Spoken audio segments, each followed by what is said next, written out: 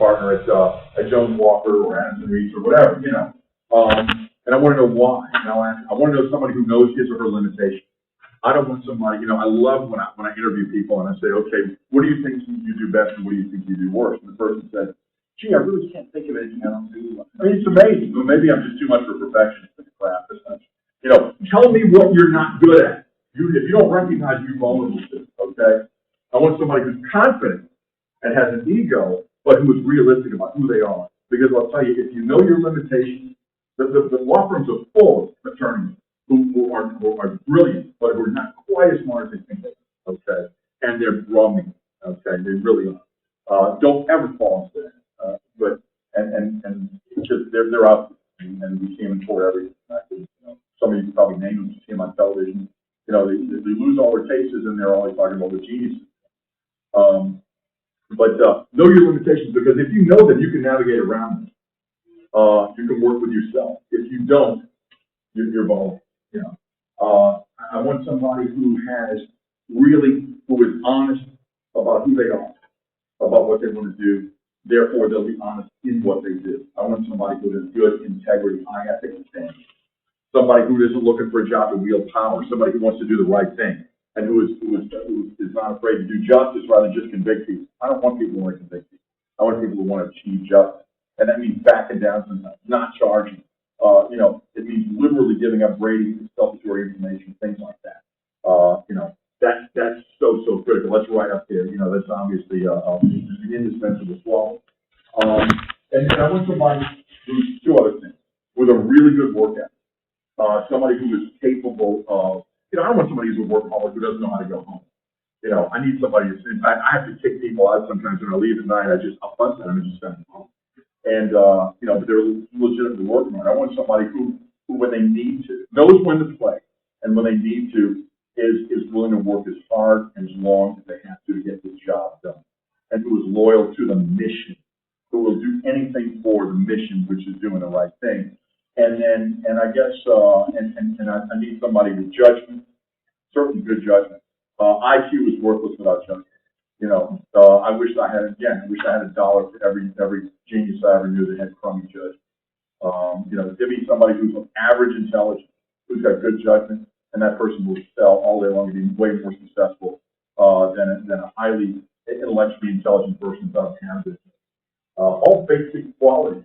Then that person's going to be very successful, can run with anybody, can do anything, and will be somebody who I think will excel professionally, certainly in the framework of our office, and I think will be, I think, a real asset to the. Anybody else? Is there any legal issues you face that are unique to these public corruption charges?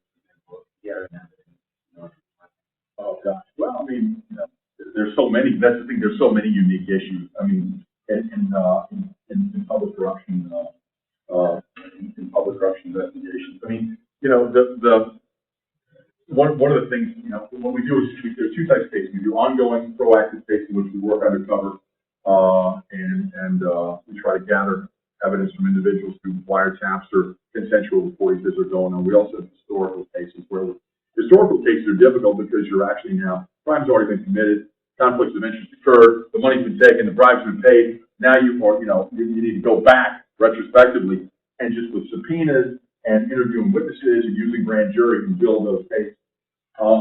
I guess I can't cite one unique challenge. I'll tell you, one of the things that I find very difficult is part of the good and part of the bad, and that is, you know, there is because there's so much press out there, and because, you know, when we issue grand jury subpoenas, we're guided by Rule 6 of the Federal Rules of Criminal Procedure. Grand jury process proceedings.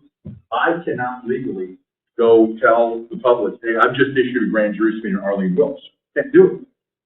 But she, as a procedure, she can disclose to anybody once she gets it.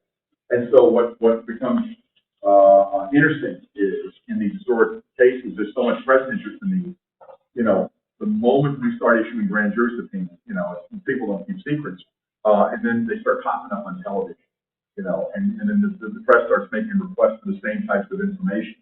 And we have to navigate, I have to navigate, that's just my fault, what we disclose disclose publicly what we don't. You know, we have to be careful. Sometimes we want to subpoena stuff that we don't want. We'd like to be not out, but we're subpoenaing that information. But if we're subpoenaing public records, how do you do that without stepping on public records? We don't. We you know. So there are a lot of unique issues. I find that's kind of the issue of the day in terms of you know, keeping the whole thing, being as transparent as possible about the process where you can, but actually making sure that we don't do anything to jeopardize the process by having too much get out, you know, while the investigation is closing on the president individual. Any other questions? Did you? Did you? I thought I saw your hand. I have a lady over here. What's your interaction between you and the parish DA? It's good. I mean, it can be personality driven. You know, I get along with all the DAs. I have lunch regularly with the DAs Association. Like I said, I grew up with Leon Paul Collins. I mean, I believe that I don't believe that I think we do a horrible disservice to the citizens if we don't get along, because, you know, who am I? Because I may, you know, who am I to be turfy? Who am I to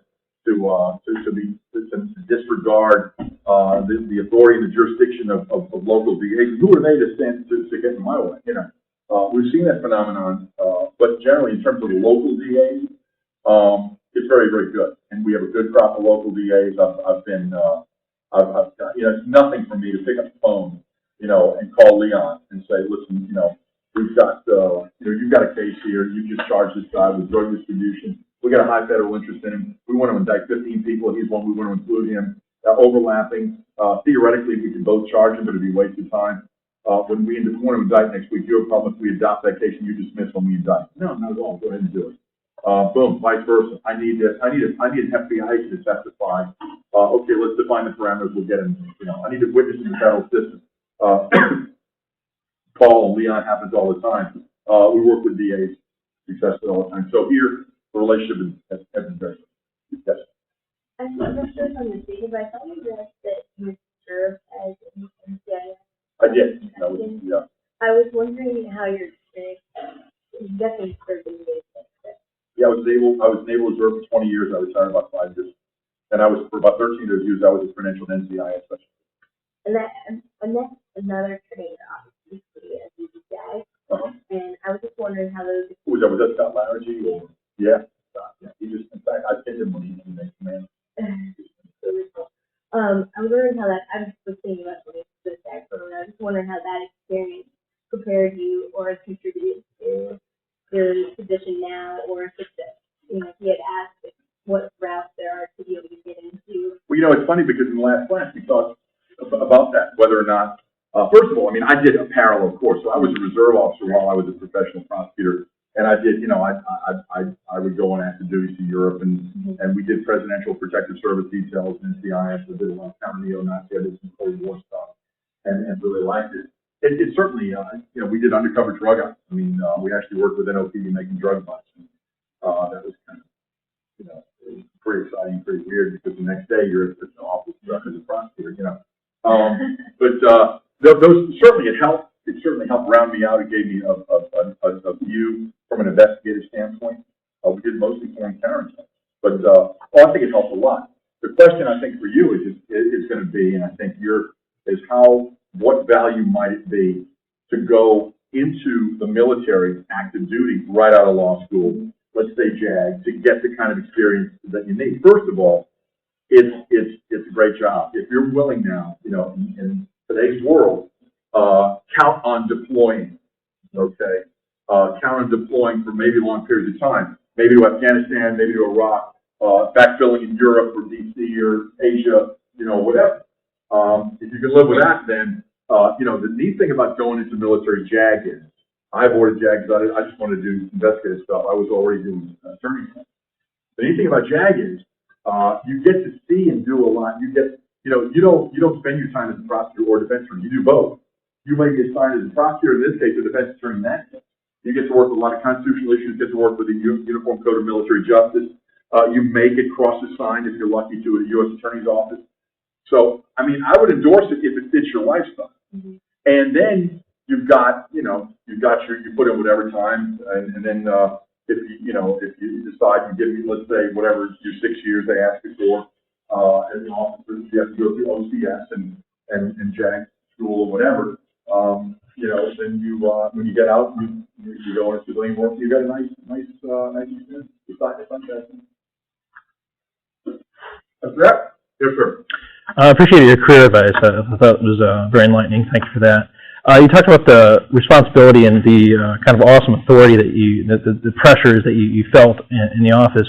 Is there any power or authority that your office has that you think is maybe too much? Do you think there's any power that you think legislature should take back? Oh, no, not at all. As a matter of fact, the checks and balances we have. Well, personally, Congress empowers us to do, whatever we do. I will tell you, I've been with the department a very long time. I have complete comfort in the amount of power that we wield. I think we need that power in making decisions. But if you think about it, the very onerous oversight that we have, Inspector General's office, DOJ Inspector General's office, Office of Professional Responsibility, our own bar regulations. We have to stay within the provisions of the U.S. Attorney's Manual, our own bar association rules, our state bar rules, within the federal laws, regulations that guide us, and then beyond that, ethical guidelines that are huge. So while we have a lot of discretion, we wield a lot of authority. I think that the oversight and the checks and balances we have, and the chain of command in which we operate provides way more than enough, I think, restraint on improper use of any authority. I've been with the department a long time. Suppose someone was not identical with you are to take your job. How would you feel about that? Well, obviously, there's no job you can have where an absence or where an ethical slip can't do some harm. The thing is, I will tell you, how about this? The Department of Justice is an amazing machine. I guess I could, somebody can always leak information corruptly. Someone can always, for personal reasons or whatever reason,